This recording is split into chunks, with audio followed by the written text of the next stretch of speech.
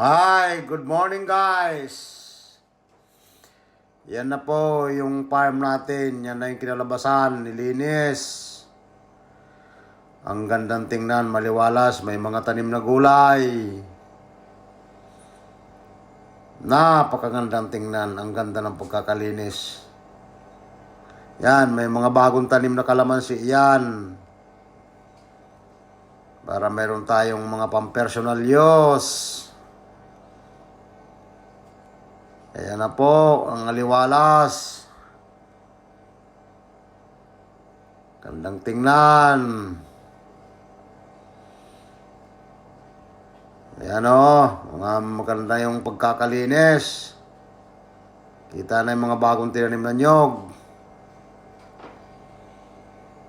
Hey! Good morning mga guys. Ayan na po, yung ating mga baboy. May bagong biik, pang personal use lang natin yan. Ayan o, ang gaganda po. Ay, bye-bye. Diyan na po tayo.